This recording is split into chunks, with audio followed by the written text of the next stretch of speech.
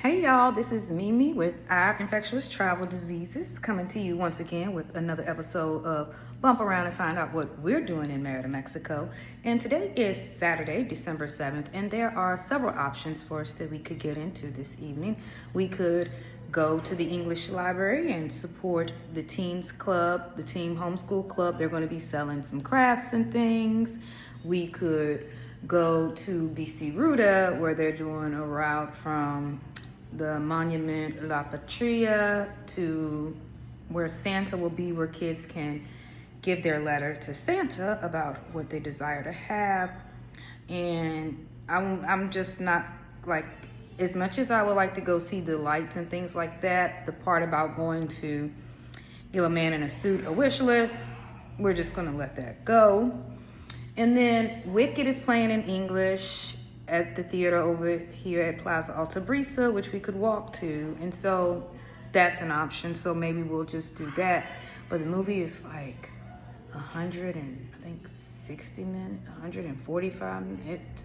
It's close to 3 hours. And the way my neurodivergent brain is set up, and Rivers, I don't know if we'll make it 3 hours. And the way Ron acts like a narcoleptic, even though I'm the one with narcolepsy, I don't know if he'd make it 3 hours. So it's kind of like, and the kids have been up. We start our day like at 6 in the morning. So like they were literally jumping in the pool at 7:30 this morning. They had had breakfast, and that was them waiting for me to come downstairs. So we could just be paying for a nap. I mean, and while it's not expensive, the 5 of us could go for $17.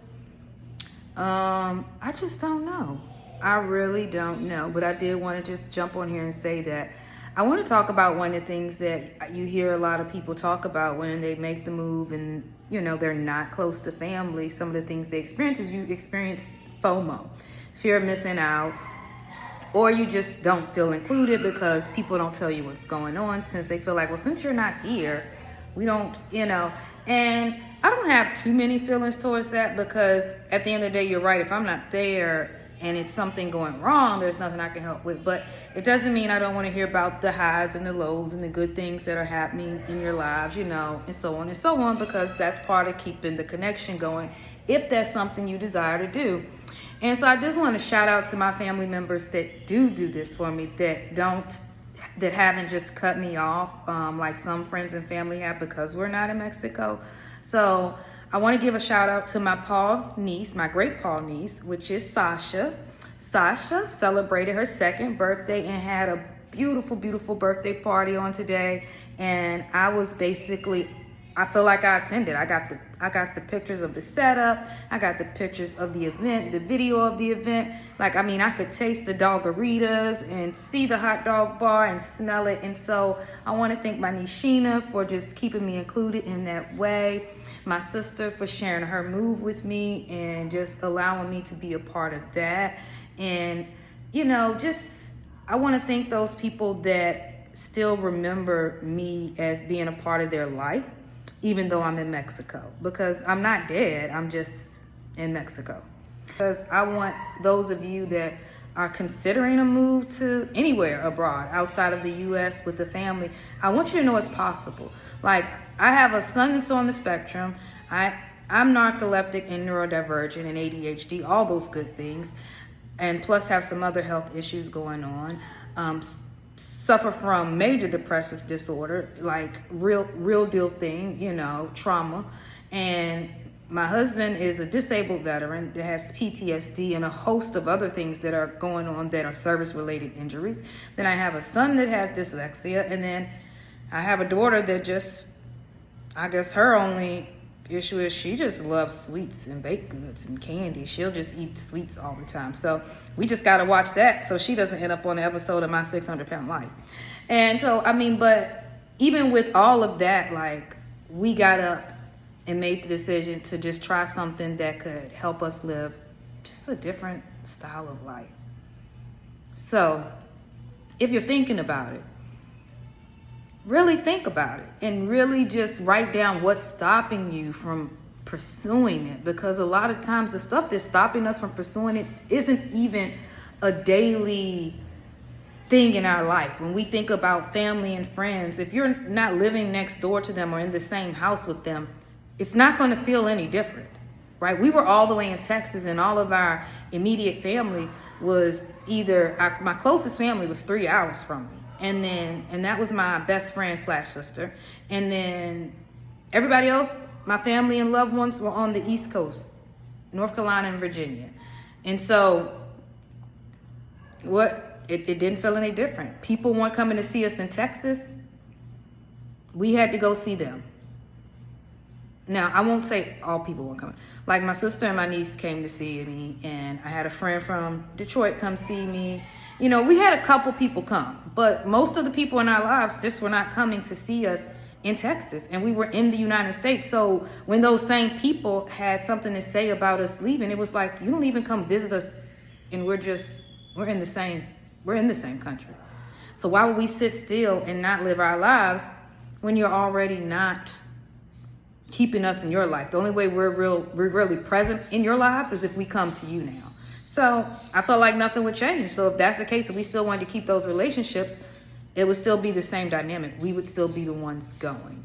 And like, the beautiful thing about, you know, some of our family, that they will come wherever we are, and some will come nowhere, you know, and that's just the reality of it. But we can't let that stop us from living. So I hope this helps you realize that you don't have to let it stop you from living. Now, one thing I can say about Ron's mom, I don't care where he is, she will come to him, because her love supersedes any fear or any discomfort, anything. She just loves her son, and she's gonna come where he is. And I really do appreciate that, because, you know, as a child, you still want the love of your parents, regardless of how grown you are. Like, it's just that connection that you desire to have.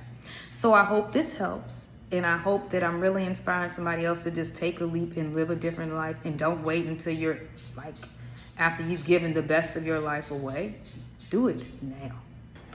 All right, so I know yesterday I told y'all we were gonna maybe walk to the store, but that other part that I told you, that, you know, depend on if 5 o'clock comes and I get tired, that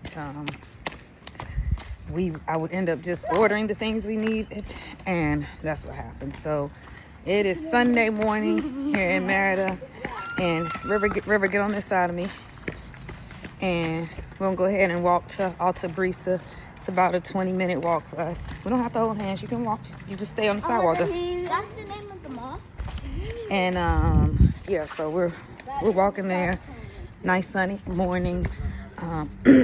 One of the things I do like about walking on Sundays is the traffic, especially early Sunday mornings.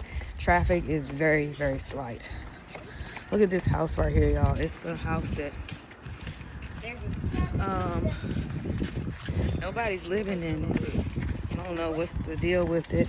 I don't know if it's for rent or what, but it's a nice size house, and I'm pretty sure it could probably be remodeled and look really, really nice on the inside. But What happened, Mom? my foot flipped my ankle. Somebody take over me. I'm gonna get off here now and focus on walking, and I'll see y'all soon once we get to where we're going. I know I said we were going to head to Altabrisa, but we actually decided to go ahead and walk to Uptown Walmart. Same distance for us, just a straight shot when we come out. So it took us a little bit to figure out where we were going. We were wandering around in the garage, like, how do we get there?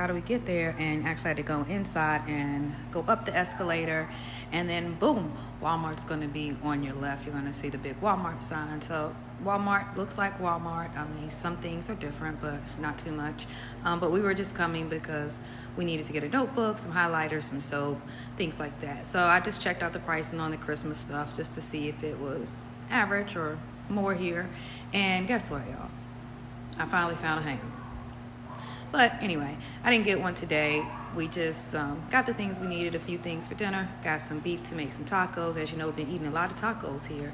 But River does not like tacos from Mexico. He only likes the American kind that he knows, with the ground beef that tastes like it has the packet of seasonings. So I do know how to make that. So that's what I did.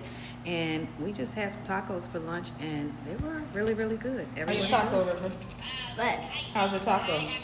Good? It's good.